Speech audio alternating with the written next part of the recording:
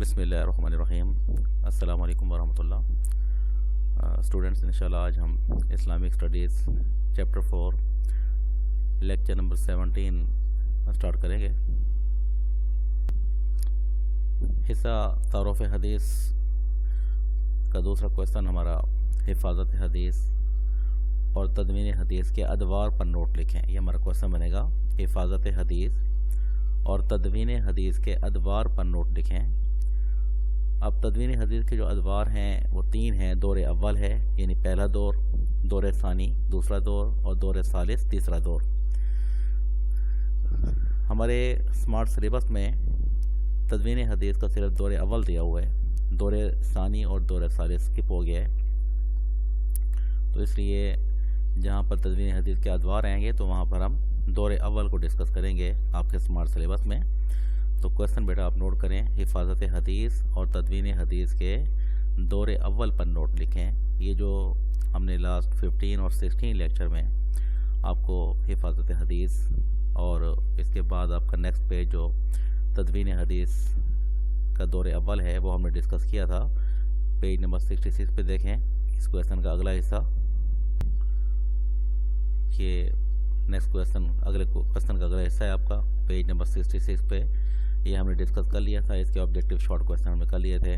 یہ دیکھیں تدوین حدیث ہو گیا، پچھلا حصہ حفاظت حدیث کا تھا، اگلا حصہ تدوین حدیث، اس سے مراد دور اول ہے۔ یہ ہم نے دور ثانی سے پہلے تک اس کو ڈسکس کر لیا تھا، تو انشاءاللہ اس کا آج ہم لانگ کویسچن کریں گے۔ تو کویسچن ہمارا ہے حفاظت حدیث اور تدوین حدیث کا دور اول ڈسکس کر رہے ہیں، اس کا لانگ کویسچن ہے ہمارا۔ اس سے پہلے بیٹا جیسے آپ کو بتایا تھا کہ قرآن مجید اللہ تعالیٰ کی وہ آخری آسمانی کتاب ہے جس میں دین کے جملہ احکام موجود ہیں، ہر طرح کی ہدایات اس میں موجود ہیں۔ دنیا کا کوئی بھی انسان قرآن مجید سے استفادہ حاصل کر سکتا ہے، لیکن اسے سمجھنے کے لیے اس کی توضیحات کو، اس کی تشریحات کو، اس کی وضاحت کو جاننے کے لیے ہمیں حدیث رسول کا سہارا لینا پڑتا ہے۔ آپ دیکھیں قرآن مجید میں اللہ تعالیٰ نے ارشاد فرمایا اقیموا الصلاۃ، نماز قائم کرو، آپ آتوا الزکاۃ، زکوٰۃ ادا کرو۔ اگر ہم صرف نماز ہی کو لے لیں تو نماز میں اللہ تعالیٰ نے جو نماز کا حکم فرمایا، اب ہم اللہ تعالیٰ کے اس حکم کی تعمیل کرنا چاہتے ہیں، نماز پڑھنا چاہتے ہیں۔ اب نماز کو ہم کن اوقات میں پڑھیں، دن میں کتنی نمازیں پڑھیں، ہر نماز کو کس کس وقت میں پڑھیں، نماز کو کن فرائض و واجبات کے ساتھ ادا کریں، نماز کے ارکان کیا ہیں، پھر نماز میں کیا کیا کلمات و اوراد ہم پڑھیں، تو نماز کے مفسدات کیا ہیں، مکروہات کیا ہیں، تنزیہات کیا ہیں، اس میں نماز کے مستحبات کیا ہیں۔ تو یہ سب کچھ جاننے کے لیے اللہ تعالیٰ کے اس حکم کی تعمیل کے لیے ہمیں اللہ کے رسول صلی اللہ علیہ وسلم کی حدیث کا سہارا لینا پڑے گا، تو اس کے بغیر دین جو ہے وہ نامکمل ہے۔ تو اس لیے ضرورت تھی اس بات کی بھی کہ حدیث کی بھی حفاظت کی جائے، کیونکہ جس طرح اللہ نے قرآن مجید کی حفاظت کا وعدہ فرمایا، پھر اس وعدے کو نبھایا، اس کی حفاظت فرمائی، اور آج 1400 سال گزرنے کے باوجود بھی قرآن اپنی اصل شکل میں محفوظ ہے اور قیامت تک محفوظ رہے گا۔ اس کی کسی ایک حرف میں کوئی تبدیلی نہیں آئی۔ تو اب قرآن مجید کی جب حفاظت کی گئی تو اسی قرآن مجید کی وضاحت کو سمجھنے کے لیے، قرآن مجید کی تشریحات کو جاننے کے لیے، قرآن مجید کے احکام پر عمل کرنے کے لیے اس بات کی ضرورت تھی کہ اللہ کے رسول صلی اللہ علیہ وسلم کی حدیث کی بھی حفاظت کی جائے۔ اب یہی وجہ ہے کہ پھر جہاں قرآن کی حفاظت کی گئی وہاں اللہ نے اللہ کے رسول صلی اللہ علیہ وسلم کے صحابہ کے دلوں میں قرآن کے ساتھ ساتھ نبی اکرم صلی اللہ علیہ وسلم کی سنت، آپ صلی اللہ علیہ وسلم کے ملفوظات، آپ صلی اللہ علیہ وسلم کے احکام، آپ کے اقوال، آپ کے افعال، آپ کی سیرت و کردار سے صحابہ کو محبت دے دی۔ اب صحابہ کیا کرتے؟ اللہ کے رسول صلی اللہ علیہ وسلم کے صحابہ جو ہیں، نبی اکرم صلی اللہ علیہ وسلم کے جو فرامین تھے، اقوال تھے، ان کو سنتے، حافظہ ان کو بہت مضبوط تھا، یہ اس کو فوراً زبانی یاد کر لیتے۔ اور جو حدیث پاک کا وہ حصہ جو نبی اکرم صلی اللہ علیہ وسلم کی سیرت پر، آپ کے افعال پر مشتمل تھا، صحابہ کرام فوراً اس پر عمل کرنا شروع کر دیا کرتے تھے۔ اس طرح حدیث کی حفاظت کا سلسلہ شروع ہوا۔ آپ پہلے قرآن کے حصے میں پڑھ چکے ہیں کہ کسی بھی چیز کو محفوظ کرنے کا بہترین طریقہ یہ ہے کہ یا تو اس چیز کو لکھ کر محفوظ کر لیا جائے یا پھر اس کے ساتھ ساتھ اسے زبانی یاد کر لیا جائے۔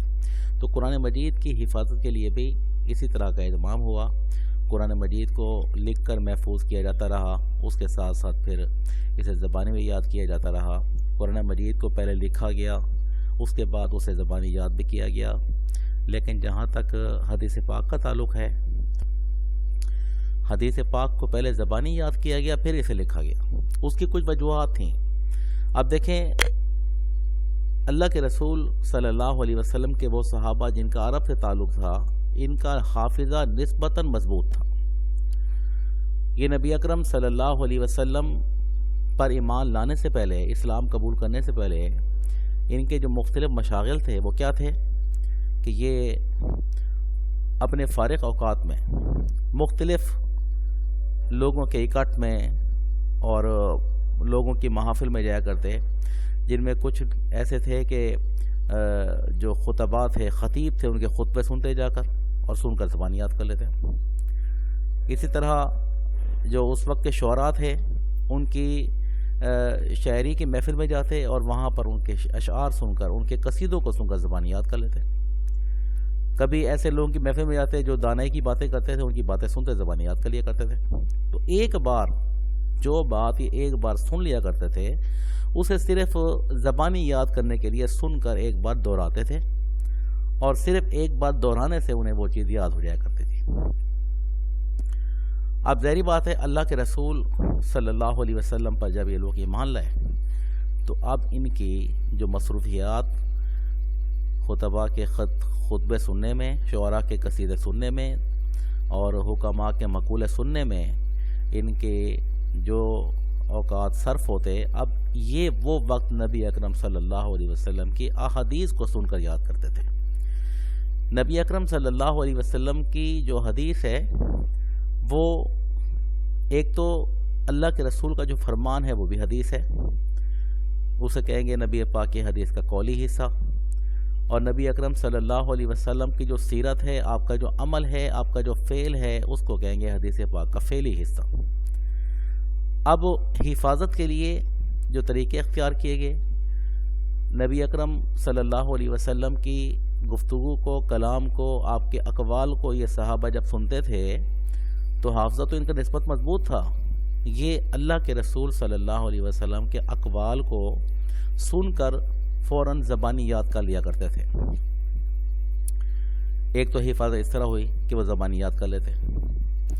دوسری بات، نبی اکرم صلی اللہ علیہ وسلم کی جو سیرت، آپ صلی اللہ علیہ وسلم کا کردار، آپ کے افعال تھے، ان کو دیکھ کر فوراً اس پر عمل بھی کرنا شروع کر دیا کرتے تھے۔ اس طرح نبی پاک کی سنت، آپ کا طریقہ، آپ کا جو حدیث کا فعلی حصہ ہے، وہ بھی صحابہ کرام نے اپنی عملی زندگی میں نافذ کر لیا، جس کی وجہ سے اس کی بھی اس طرح حفاظت کی گئی۔